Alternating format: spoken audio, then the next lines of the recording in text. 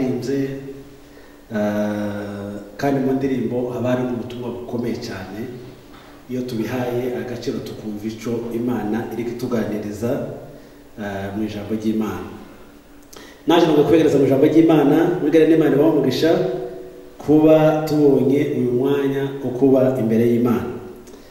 Turi munsi wa Pentecoste ubundi kenshi musanga bakunda kudesina inuma, inyoni, berekana umwuka ko wamanutse waje, ariko hari abantu benshi buriya batazabana bisobanukirwa ituma umunsi Yesu yabatijwe muri Yorodani, umunsi agenda bamwinjiza mu mazi abatijwe na Yohana, ngo umwuka wamujeho ngo asa n'inuma ngo amumanukaho ku mutwe. Igitangaje ngo mu ijuru hava ijwi rivuga ngo nguyu ni umwana wanje ngo nkunda nkamwishimira. Umwuka mumanutseho gutya yakoze ikindi gikorwa cya kabiri, ngo yaramuteruye ngo amutwara mu butayu. Ngo kugira gute? Kugeragezwa n'umwanzi. Yesu buriya naje gusobanura buriya kugira ngo twumve ijambo ry'Imana. Kumva ijambo ry'Imana nukumva imvugo y'Imana. Ntabwo ari aya majambo tuba dusoma, fo kumva imvugo y'Imana. Ni gute wovuga ngo umuntu umwuka aramuteruye amujanye ahantu gusenga ariko bagiye kugeragezwa n'umwanzi? Ishatse kuvuga ikanga nta handi tuba dutsindira Satani ukuye mu gushaka amaso y'Imana. Nta handi hantu tuza tuvuganira n'Imana ukuye mu gusenga. Utekereze twebwe nk'abana hano nyine tuba twiyumvira, utekereze Yesu wari umaze iminsi 40 n'amajoro 40. Icyo nshatse kuvuga aha ngaha naho naje kubisobanukirwa n'ingere hano i Burayi. Ubundi Burayi nibo nasanze prison zabo baza bahereza 24 heures bakazagaburamo des jours, ariko muri Afrika bagufunze imyaka 5. Ni imyaka 5 nyine. Hano bagufunze 5 ni desert uba wavuye kuko babara ijoro n'umunsi. Na Yesu nawe yamaze iminsi 40 ariko donke nka 80 ngo yamaze iminsi 40 n'amajoro 40. Tumumva ko abantu bakurikira Bibiliya cyane muzo bakora, ariko twebwe kenshi tuyifata literally. Kumva ivugo y'Imana, kumva icyo Imana ibihayivuga. Wamaze gushika aho hantu aho utekereza umwana w'Imana, noneho wagiye no mu masengesho gusenga agiye gushaka Imana, ari mu masengesho asohotse mu buryo muzamumva kino kintu. Hari igihe tuba dushaka ngo dukorere Imana ariko tiduhure n'umwanzi ngo tugerageze, yanatugerageza tuba turi expose gutsindwa. Kenshi uzasange abakristo cyangwa abantu basenga abo twita ko ari abantu b'Imana, usanga kenshi aribo abantu batsindwa na Satani. Kenshi ngo yasohotse mu buryo umuntu bahuye wa mbere ni Satani, kandi Satani ngo aza kugerageresha icaza ikibazo abona ufite. Satani yazi kuri umunyaburakari aguteza abantu bagukoroka. Satani yazi ko ukunda abagore akuzanira abagore bambaye gusa n'uza kunda kunyura mu maso kugira ngo uyobe. Yazi ko ukunda amafaranga akoriyanda ahantu baza bakorera amafaranga menshi kandi aguca mu maso kugira ngo uteze ikibazo. Nawe yaramubonye avuye gusenga ngo abona ikibazo afite cyane, yarafite inzara. Yamugerageresheje cyane inzara kuko niyo yari afite ngo muri uwo mwana aramubwira ngo isi ko duko mbona ushoje cyane kandi ari ukuri none kandi kabazi kuri umwana w'Imana afite ubushake n'imbaraga. Dayimoni abazi abo turiho, yaramuzi we neza. Ariko utekereze n'abakristo ntibari bazo, ariko dayimoni we yarazi uwo ari. Yaramubwiye ngo umwana w'Imana, niko yamubwiye muri Matayo 4 katire ayo gukomeza aravuga ngo Imana none kufite ububasha n'imbaraga wabwiye aya mabuye ko ari iruhande rwawe uyategetse kubera imbaraga z'ubwira yohinduka umutsima ukajya kubera ko ufite na Yesu aramubwira ngo ntabwo twobeshwa gusa n'umutsima cyangwa n'ukurya wari kudushobora kubeshwaho n'ijambo ry'Imana ijambo ko nibisobanura ko hari ukuntu dukunda iby'isi si n'umutsima gusa wo kugihugu ariko hari iby'isi biza bidutwara umwana ugasanga turi star ugasanga umuntu utahagaze kenshi nibyo bitudestabilize ugasanga igihe twakabaye mu mbaraga nibyo dutindamo niwo mutsima nibwo buzima niyo mibereho ni ukumererwa neza ni uguhaga ni ukwambara neza ugasanga biragutwaye umwanya amutsindisha ibyanditswe byera iyo tutasobanukiwe kenshi twita ibya Satani tukabyita ko ari iby'Imana kubera tutazi uko turwana. Niyo mpamvu abakristo bagomba kumenya ibihe bakamenya ijambo ry'Imana bakamenya icyo Imana ivuga batagende mu yobe. Satani ndiyo yatsindiwe. Tugatsinde Satani rimwe mutekereze ko yahunze abaraye iruhande rwawe ategereje kuza kandi kugutanga. Yesu yaramutsinze ariko ntiyigeze agenda mukanya aramuteze aramubwira atari ko uri yari hejuru ku nzu ukaguruka akuza abamarayika Imana igira tibariho kubera wowe gusa ngo protege barambuye gusa ibiganza byabo ni region z'abamarayika bageze mu cyo gusa ni ngaho wabukandagiye kuri mata. Yesu aramubwira ngo ntukagerageze Uwiteka Imana yawe. Niko biri ni kujya mu Imana kura ibihavuga sinzu arongera kandi baramubwira ngo amujanaga no hantu harurangisaga niho hishenga abantu cyane ngo amujana ku musozi hejuru ahita amwereka hasi hose za oro za diyama za arja inka ihene intama ibintu byose aramubwira ati ufuka mu buyi mukandami wenyine rero zose nitanduko. Yesu aramubwira ngo haranditswe ngo tugafukamira ikindi kintu cyose cyose usibye Uwiteka Imana yawe. Umuntu wa Satani arabati ndahebse arahunga. Ubundi Satani azagira igihe aduhunga ariko ahunga abaresista ahunga abantu basobanukiwe. Satani sinzi mureke ndabitsa ikintu kimwe iyo umuntu wese akikizwa akiyashaka Imana namwe byababayeho zenda hari n'abakiri kuri ubwo rwego wazugira musenge ukatangira kwibuka ibintu byo hanze utakoze neza ntabwo biga rero batangira gusenga ngumva amajwi akongorera wari kurazi uri doti zimeze neza ngo ariko murazi ngo bujya mu kazi waravuga ukamusanga ubaye district mu mutwe ariko iyo uteye intambwe mu masengesho menshi ayo majwi ntayo mukicyumva siko kuri abantu bose bagitangira gusenga batarakomera mu mwuka ayo majwi barayagira. Ubu bivuze nimba uzuyumva ndugaceka intege aritareka kuganiriza ariko wavanze uzagara atazashobora kwinjirira muri mu aho usenga. Pentecoste rero Yesu yarababwiye ngo je nintandukana namwe muraza kuba abandi bantu. Ariko rero mwibuke ko Yesu yavuze ko umwuka wiwe azatwigisha ibintu byose. Connaissance ubumenyi imbaraga gukomera gutera imbere nta handi twobikura yuko twareservoir imbaraga z'umwuka wera. Iyo umwuka wera ari muri twebwe azatwereka kubona azadusobanurira akatwereka ibintu noneho tukadukora ibyo tuzi. Yohana 14:26 ntabwo turi gusoma ngo twihute ndage nasoma haravuga ngo ariko umufasha iri jambo narisomye mbona hanze ikindi kintu cyo kwibuka abadamu nibo Bibiliya yavuze ngo nabafasha. Noneho usanga abadamu bameze nk'umwuka wera ariko hari abashobora kugenda uri umudamu wanenderanye ntabwo ubanye n'umwuka hari abashobora kwifataho gutyo ntabwo jewe ngo umufasha mu kandi uburyo umwuka wera amayobora abantu bakagira ngo nanje nikomeze kandi akora amafuta. Umwuka wera ndaza korana tanga inama mbi yigisha umuntu aramuyobora, aramutunganya.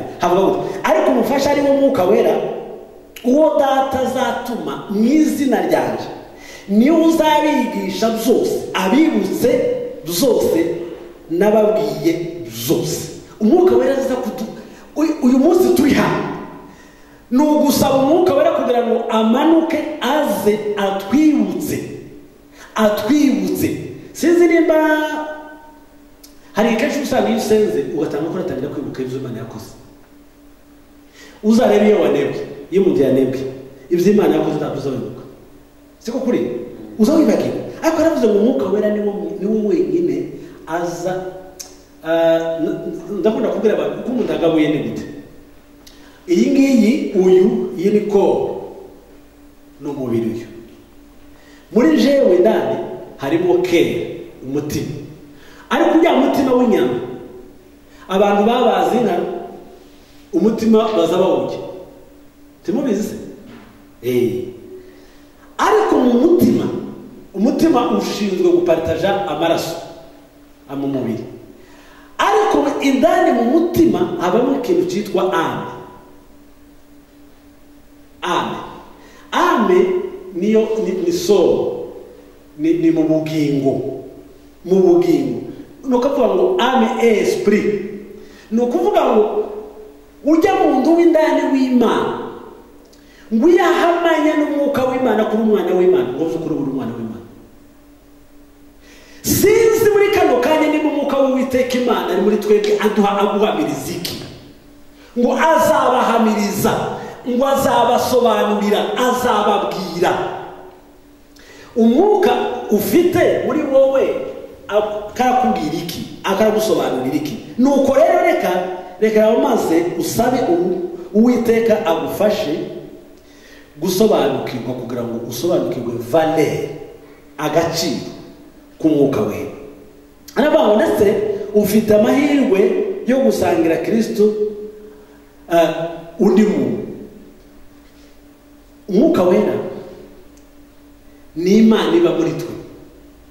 Umwuka Wera ni Imana iba muri twe, kandi azaza kudusobanurira no kutwigisha. Hano muri Yakobo yavuze gute? Yakobo 1:19 aravuga mbere yuko amagambo akaze ndetse agira amahirwe yo kwirema mu kanwa kawe, usibye umurimo w'Umwuka Wera, nta muntu n'umwe muri twe ushobora guhora abaho kuko Imana yifuza. Nta buryo dushobora kuba abantu Imana yifuza ko tuba atari Umwuka w'Imana utuyobora. Murabizi ubu ngubu turi hano twese, buri muntu wese afite kamere imurimo. Iyo kamere nta kindi kidacica kamere usize Umwuka w'Imana, kuko kamere kenshi nizo zituyobora by'ukuri.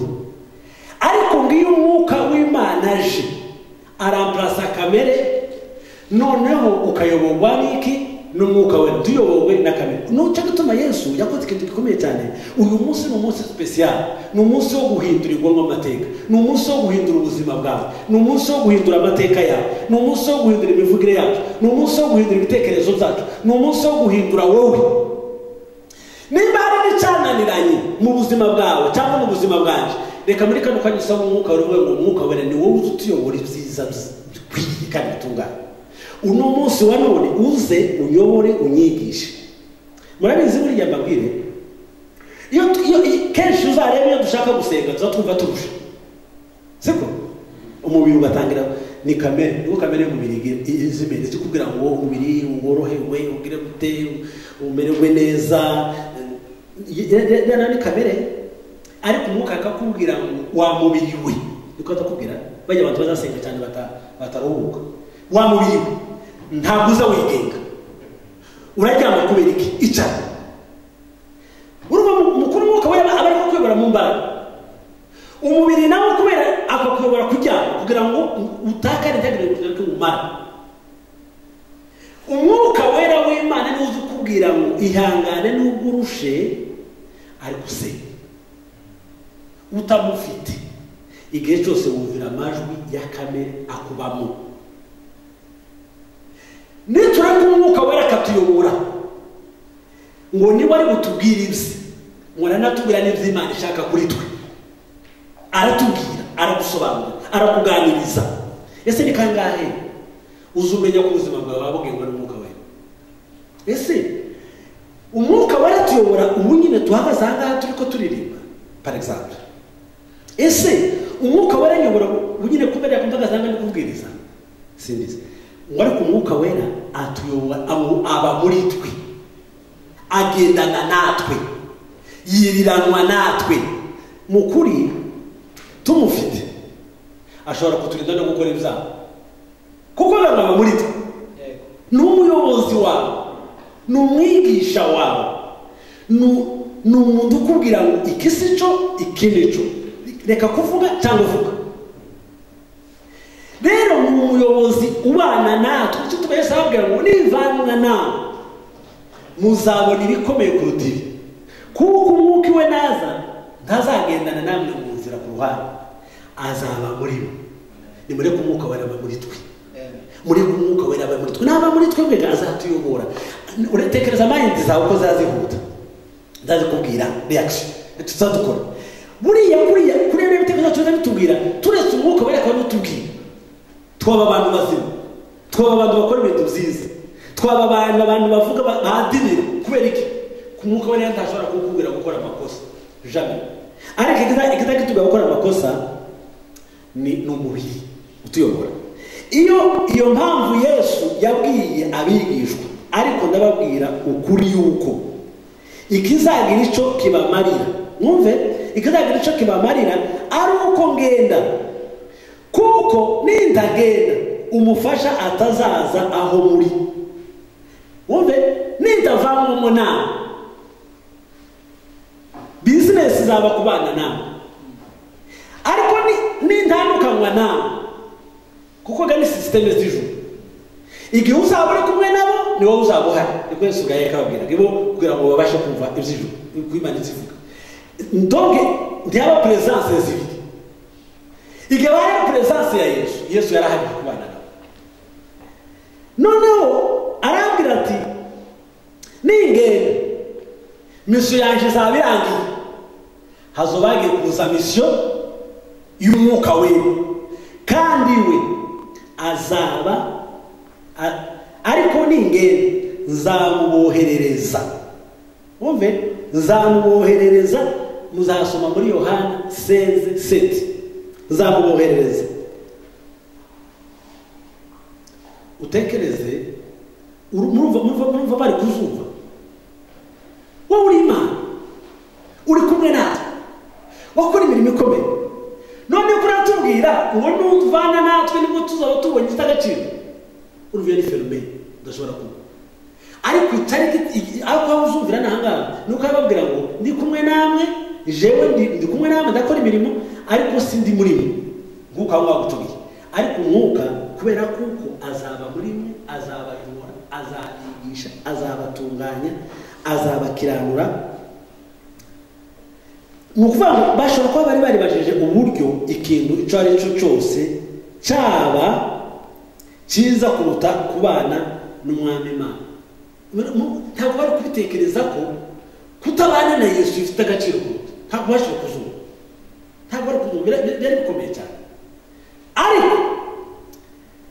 Ariko Yesu yavuze ko umwuka atazabana nabo gusa, ahubwo ko azabana nabo, azaba muri bo.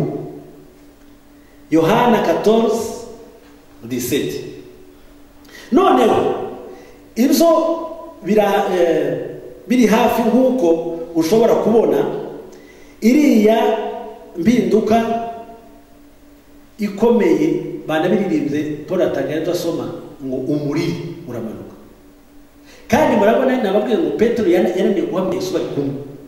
Yamubona gutya bakamubwira ngo ari kumwe nabo, reka da ibyo ngibyo ndabishobora. Ariko arababwira ngo ni ntabana nawe. Nukuri byabaye by'agaciro ubisomye neza. Mararikosoma muri Matayo 14:17 kwera umwanya, arababwira ngo muzabona impinduka, muzabona shanje, muzabona ibiruta ibindi. ahangaha umwuka wera mu isezerano rya kera, turebe umwuka wera mu isezerano rya kera. Ese wakwibaza ngo ku mwuka yamanutse wa munsi ni ukuvuga se ko aribwo yaraje? Ariko na mbere yarahari, ariko itandukaniro ni irihe. Mu isezerano rya kera Imana yohereje umwuka wayo ku bantu kugira ngo basohoze imirimo yihariye. Kubu ikamubona Imana ikavuga ati Imana ndamubonye ngombe kumugira igikoresho. Umwuka wera twese twitwa muri no sare gutya ikamwohereza Imana gusa kubera intego imwe, ngiye gukorana nawe, ngiye gukura ubwoko bw'Isirayeli mu Egiputa. Umwuka wawe ndawohereza Mose, ukamama wari mu muntu umwe gusa wabaye shwazi. Imana yamushwabishije kugira ngo ari we ikorana nawe, abandi bari vide. Ntabwo umwuka wagendera mu bantu bose. Turebye Mose muzo bisoma muri Kuva, Exode chapitre 3 verset 12, uko ijambo ry'Imana rivuga. aramusubiza ati ni ukuri nzabana nawe. Uko arabwiraga Mose nzabana nawe, ibizakubera ikimenyetso yuko ari nje ugutumye nuko uzakura ubwoko muri Egiputa. Yaramuhaye pouvoir, yaramuhaye ubushobozi, yaramuhaye imbaraga, yaramuhaye iby'agaciro. Ariko Uwiteka ashira kandi umwuka mu bantu. Ni nk'ubu par exemple Imana igiye gukora hano muri Pawulo, muri logique ya zakera mu isezerano rya kera, igiye gutanga umwuka igomba kuwuhereza Etienne kubera ko ari we tuba dukoranaga, yawumbaye gajero. Ni ukuvuga ngo iyi selection igahita Etienne, mwebwe mwese mugasigara gutyo. Mwumve agaciro ka Yesu yakoze. Ubundi yasanga imirimo igiye kuba myinshi, igasubira ukavuga ngo ninde wundi wa gatatu cyangwa wa kane wa gatanu akaba mwabiheza, abandi bagasigara gutyo. Ariko Yesu yamanuye umwuka wera kuri twebwe twese. Ubu nta muntu uvugira uwundi. Murumva neza agaciro? Ntabwo pasiteri akuvugira, ntabwo umuhanuzi akuvugira, ntabwo apotere akuvugira, ntabwo bishop akuvugira, ni wowe. Mwuka wera waduhaye twese. Amen. Niyo mpamvu twese tugomba kuvuga mu ndimi, twese tugahanura, twese tugakora ibitangaza. Ntabwo yawutanze awuhaye bamwe. Murumva diferanse umwuka yamanuka ari specifique ku kintu agiye gukora kandi n'uwagiye kuwukoresha akaba ari abasatu, abandi bakaburiramo. Ariko Yesu yaraje kugira ngo umwuka wera tubone. Umwuka w'Imana nawe yujuje Bezereri. Wumve materaniro yose tugasenga tukanezerewe, Imana yumva itunezereje. Umwuka igahita umanura gusa muri joro, akaba ari we wenyine gusa ucugirira niwe yabonye bati nimbeza jori, arabwira abandi twese vide.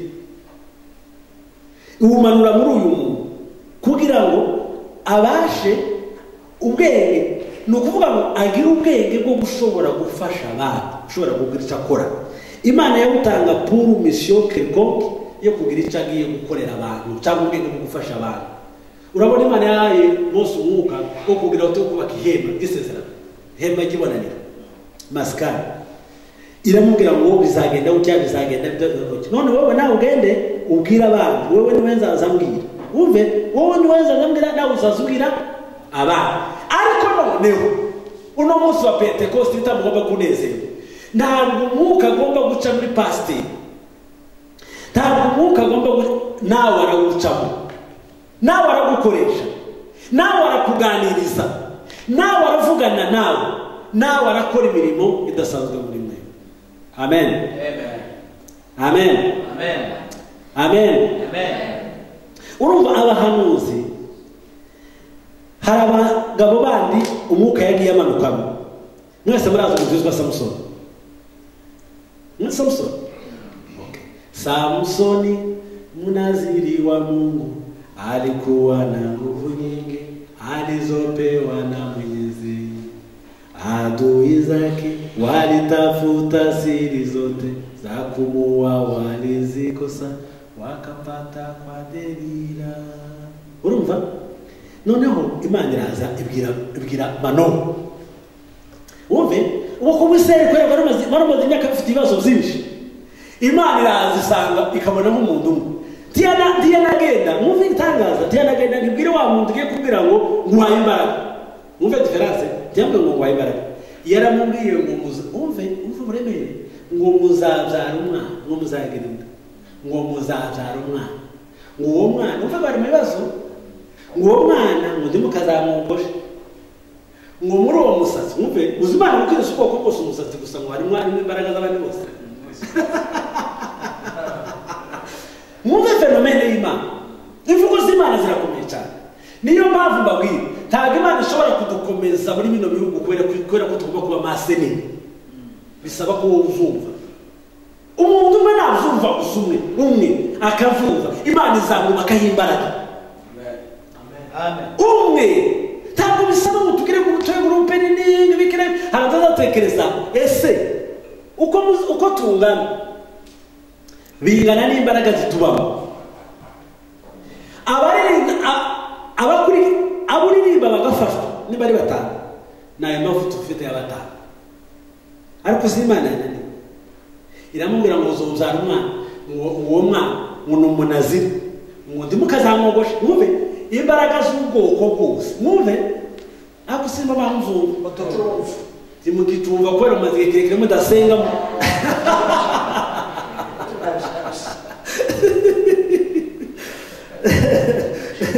Mwamenyereye kuryama no gutangira training ishaje kuko abamenyereye kujya uko isaha mujyana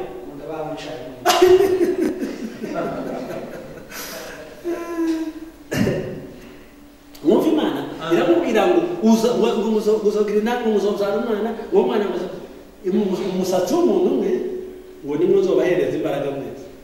Ariko ndwacumva ibyo nizaza yitanga ifu z'ibibwirizo ibintu bidafite agaciro, ariko kubera ko ari Imana yavuze bikagira agaciro kadasanzwe.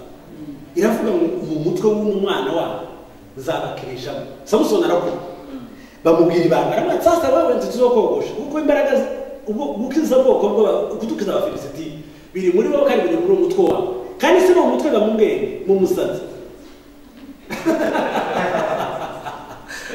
Nawe arawutereka barawureka.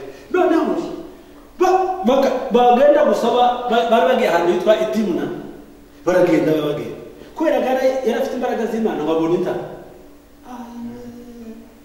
yari areshanyije kubera imwe ndayina. Hari ahantu hamwe hazanezeza mwumve kandi si kure hariya muri Palestine muri Gaza. Baragiye yaraye ahantu hari igipangu kinini ayaharaye, baravuga ngo Samusoni yaraye urunga Gaza. Barakenda barahaguruka baje kumufata kumufuterayo. Hari abantu kandi tuvuga ngo wigaza ngo Lebanon bagera none mu ndugu two mu ijuru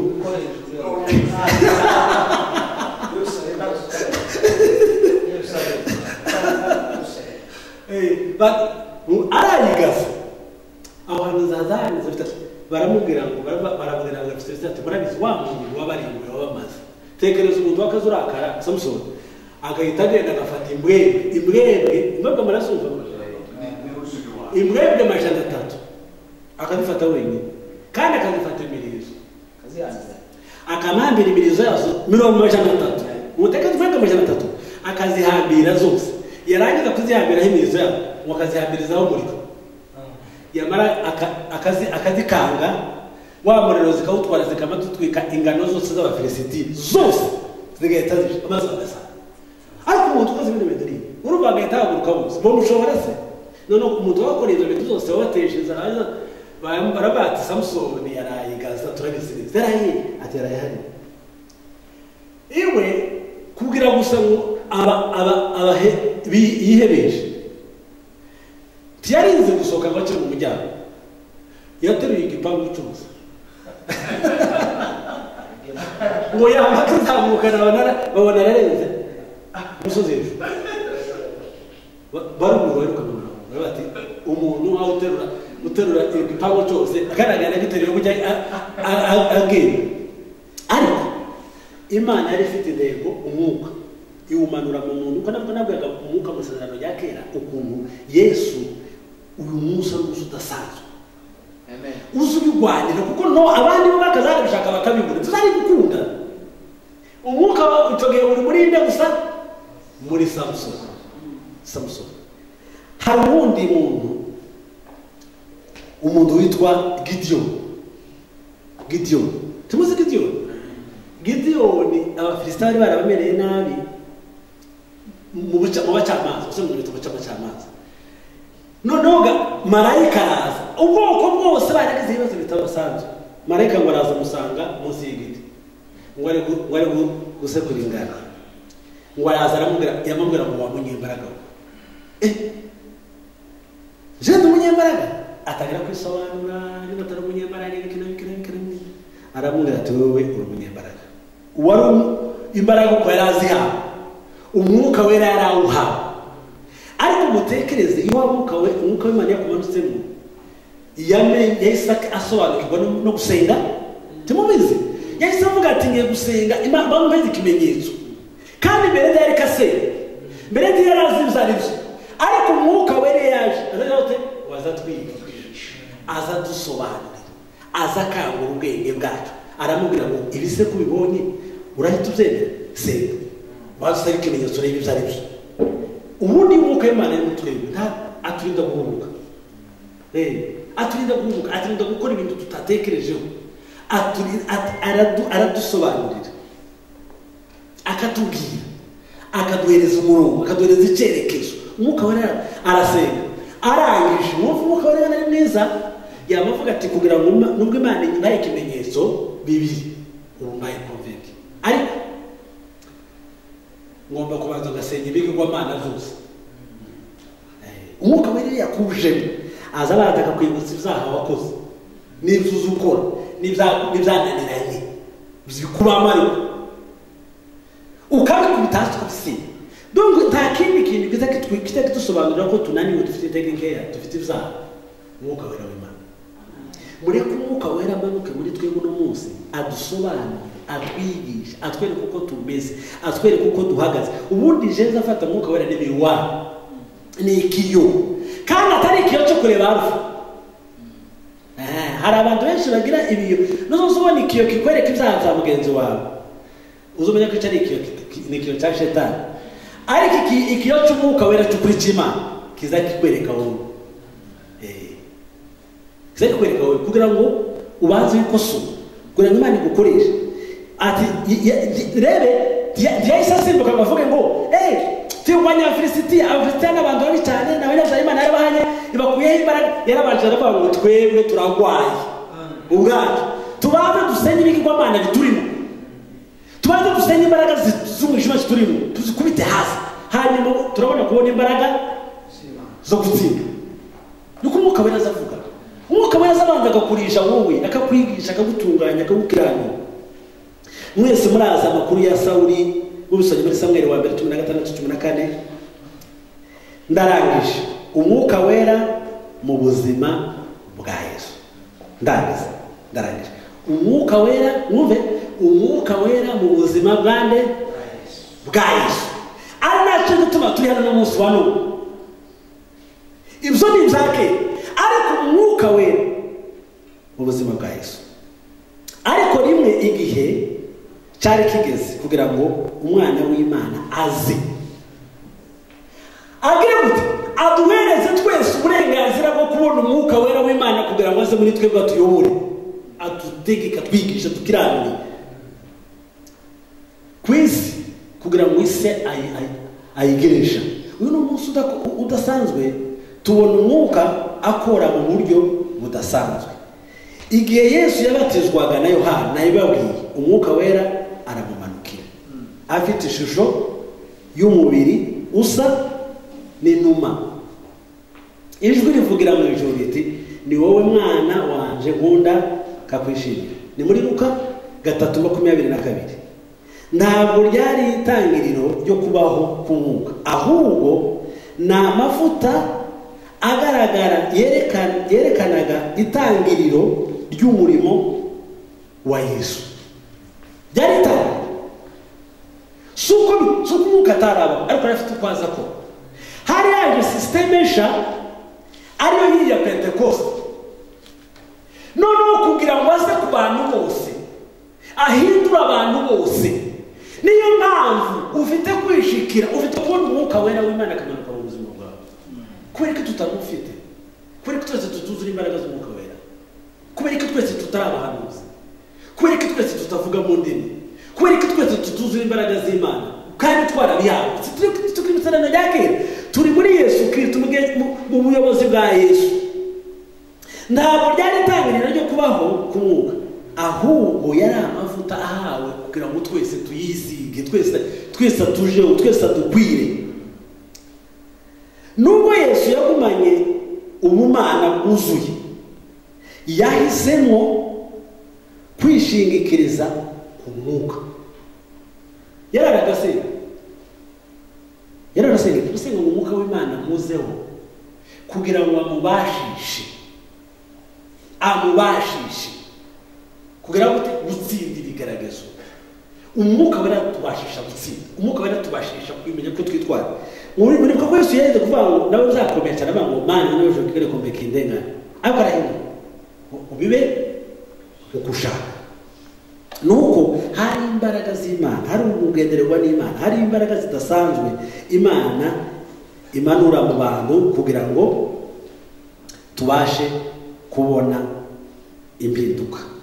Ndarangije arasiga mu rutumwa, reka turangizemo umwuka wa Kristo ukorera mu itorero rye. Nibwo nari kurangiriza, ariko ubwo umwanya wacu warangiye, reka turangiriza aho ngaho. Yesu yazanye umwuka we kugira ngo akorere mu itorero, kugira ngo ayobore itorero, kugira ngo yigishe itorero, kugira ngo yigishe itorero rya Kristo. Ni byiza ko abantu bose bakijijwe bamenye Kristo. Uriya munsi wa Pentecoste nibwo ivugabutumwa ryatangiye, arabwira ngo umwuka azamanuka kugira ngo noneho mugire gute, nuko noneho ngo nimugende. Ngo mugire gute? Niko baririmba ngo muvuge ubutumwa bwiza. Kubera iki ababwira ngo nimugende mwuzuye mwahawe. Itorero rirabaye, itorero ritangiye umurimo wayo, itorero ritangiye gukora kubera iki rifite imbaraga n'ubushobozi. Izo mbaraga zari zivuye kubera umwuka wera yagize gute, yamanutse. Rero nk'itorero rya Kristo, wowe ubwawe rara kwijoro usenga uvuge ngo umwuka wera amanuka muri njye, uzungoreshe, uzunyobore, uzundegeke. Reka basabe duhaguruke dushima agaciro ka Yesu Kristo ku musaraba w'Igorigota. Yaduhaye nari uriya munsi ababwira ngo murindirire Yerusalemu, ngo umwuka wera azamanuka, ngo azabagira abagabo, azabagira abantu badasanzwe. Kandi nibwo yababwiye ngo namara kubamanukira none uwo muhawe uburenganzira. Niwo munsi yahambuye itorero ngo nimugende noneho mukore imirimo y'itorero, mugende mukore imirimo y'icyo mwahamagariwe. Kubera iki? Umwuka wera ni muri mwe, agendana namwe, timuzananirwa, timuzatsindwa, timuzacika intege, kuko ni umufasha. Azabereka, azabaganiriza, azabereka umurongo. Reka kubwire, tangira usengere muri kano kanya, tangira muri kano kanya usaba imbaraga z'umwuka wera.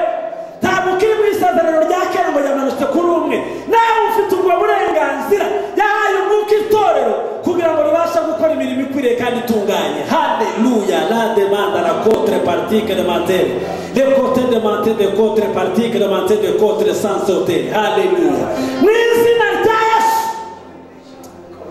La talabanda la contrepartie de mentir de côté sans sauter. Reka muri kano kanya twumva imbaraga n'agaciro ku mwuka wawe, umwuka wawe Yesu, umwuka wawe Yesu. Haleluya. Haleluya, haleluya, haleluya, haleluya. Ushimwe kandi ugira neza mwami Yesu Kristo. La demanda la contre de matere. Reka muri kano kanya gira ishaka uzusenga uvuga ngo kubera yatanze kuri twese. Ntukazihende mutekereze muri kuri uriya, no jamais. Yawuhaye itorero, yawuhaye abakristu, abantu bose bamwemeye. Yarababwiye ngo umwuka wera amanuke. Nababwiye itandukaniro, ntabwo ari kuri umuntu umwe, ni kuri wowe nawe. Ahubwo senga, iga gusenga, iga gushaka mu maso y'Imana, usaba umwuka wera amanuke muri wowe. Kandi ngo naza wazakwigisha, wazakumenyesha, azagusobanurira, azagutunganya, azakwereka umurongo, azakwereka icyerekezo, azakubwira icyo gukora. Niwe uzaguha ubwenge bw'ukuri, ubwenge butunganye, ubwenge bw'icyo wakora. N'umwarimu uhebuje, mwuka wera n'umwarimu uhebuje, azakwereka ibyo ugomba gukora bikwiriye. Mwuka wera manuka, manuka. Mwuka wera manuka, manuka. Mwuka wera. D'écouter les menteurs, des contreparties que les menteurs sans sauter. Winginga rawumuhereza, yawuduhaye ku muntu, wamusabsezere. Kandi shaka, senga, bwira Uwiteka Imana yawe. Afite imbaraga zo kubwira neza, ni kuri twe twese. Manuka.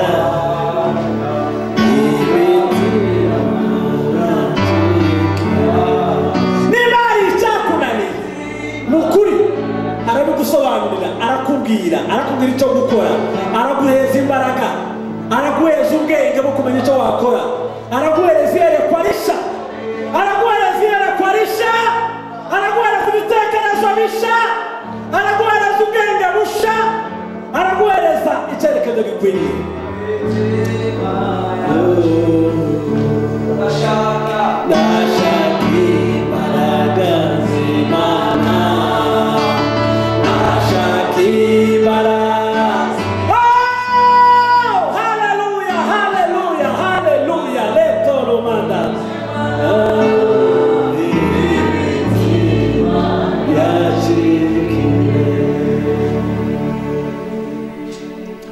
Utugenza uko ushaka.